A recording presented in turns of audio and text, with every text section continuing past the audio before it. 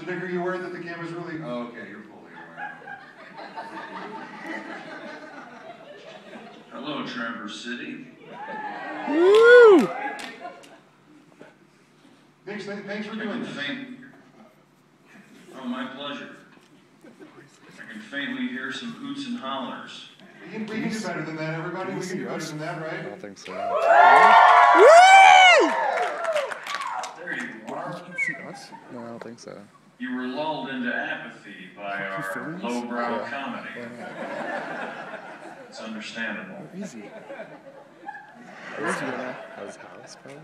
His house? We're so sorry you can't see. I feel kind of weird that we can see you, but you can't see us. You're okay with that, right? Who are you waving to there? I'm okay with that. I'm waving to, come here. Come on in here.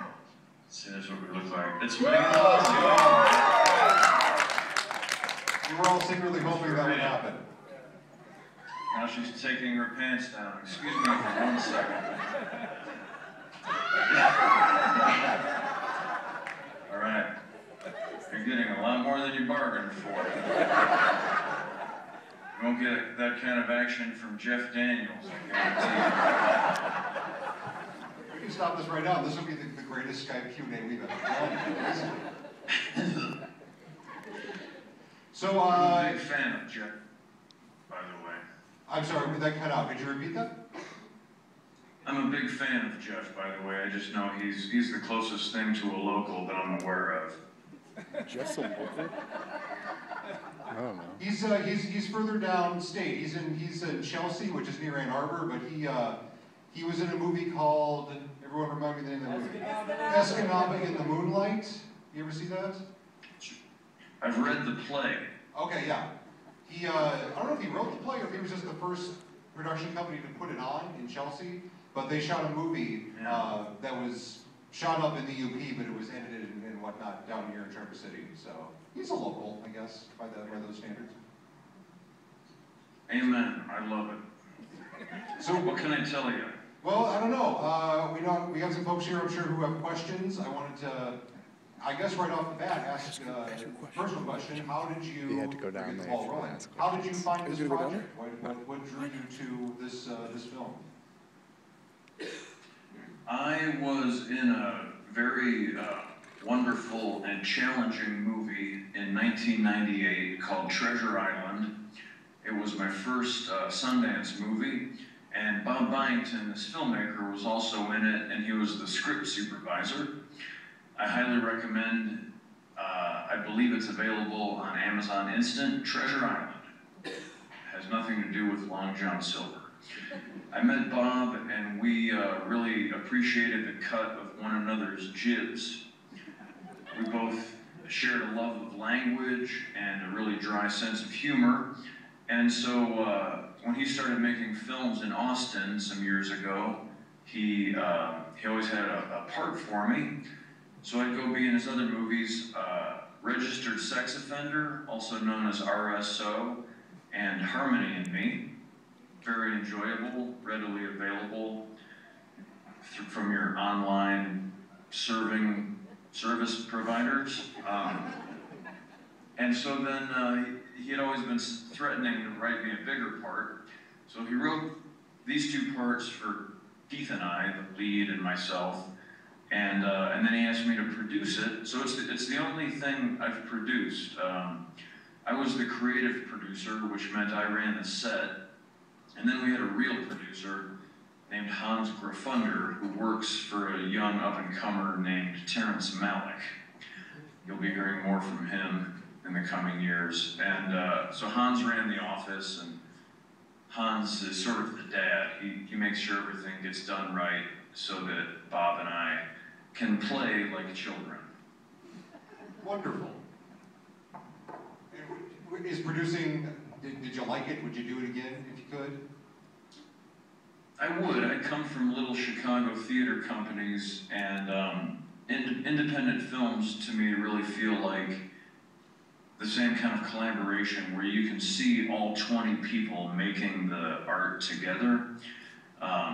And that I find really much more satisfying in a lot of ways than when you're working on a big budget project with 200 people. in that case, you can begin to feel more like a prop that is pulled off the shelf and dusted off. Okay, let's get the plumber out. Yeah, can we make him look more attractive? No? Okay. Let's just start rolling then. So I really enjoyed it. I mean, I drove my pickup truck full of tools from LA to Austin, and I ended up building a camera dolly and some apple boxes and helped the art department build some scenery. And it was just really fun. It was incredibly hard work. It was a 24-day shoot. And I would do it again in a heartbeat. Very nice. One question before I turn it over to you else. What carpentry project or woodworking project are you in the middle of right now? Well, I just made my first baseball bat for my best friend's birthday. And that was quite satisfying, I have to say. It's not the most complicated piece of woodworking, but I've carved a full-size wooden axe, and I've made canoe paddles. And like a bat, when you create a shape like that, as you sort of finish it, you can begin to feel the object's use as you finish it off. Hang on a second, I think one of my dogs, what's going on? Oh, hey everybody. It's really warm today here in Los Angeles, so we're just keeping it real. Full on read. Hi Megan, how are you? Good, Michael, how are you? Well, I'm not Michael, but thanks. Oh, sorry. Who is it? It's Josephus? No, my name's Lewis. I'm the GM. Joseph's our projectionist. But good try. Okay. I'm going to pass who in the audience has a question right now? Well, we have a very important question about whether or not you are wearing any clothing whatsoever. Now we're both totally nude. I thought that was made perfectly clear.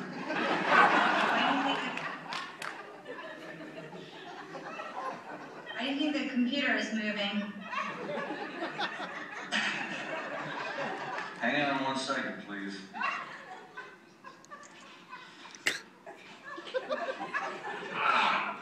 Hang on. Slow down.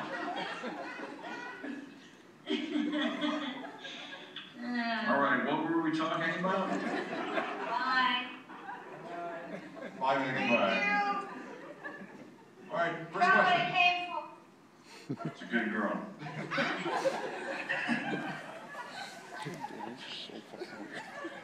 All right, We did have fun. here's the first audience question. Okay, sorry, this kind of pertains to their movie, but I kind of noticed there's a lot about the cyclical nature of time, and I was just wondering, is the reason the protagonist didn't get any older in the movie is because, like, as you get older, you basically still feel young? You basically still feel like 23 or whatever age for the rest of your life? Is that why they didn't like... Not bad. Not bad. Sorry. Well, we didn't have a lot of budget for makeup, first of all. But no, for me, the filmmaker, Bob, is very sort of closed about questions like that. But he's intimated, I've made a lot of guesses, pointed guesses, holding him against the wall by the scruff of his shirt. And he's led me to believe that, for me, it's kind of a cautionary tale about how, especially we modern Americans, are sort of eternal teenagers. And if we're not careful, the big events in our lives will pass us by as we're too busy staring at the babysitter's tits. So, how old do you feel like right now? Would you say? Do you feel like your 23-year-old self mostly, or? I felt my age, which is 42, till a few minutes ago, and then I felt about 15 for a good 90 seconds. And now I'm back up, creeping back up, about 33 right.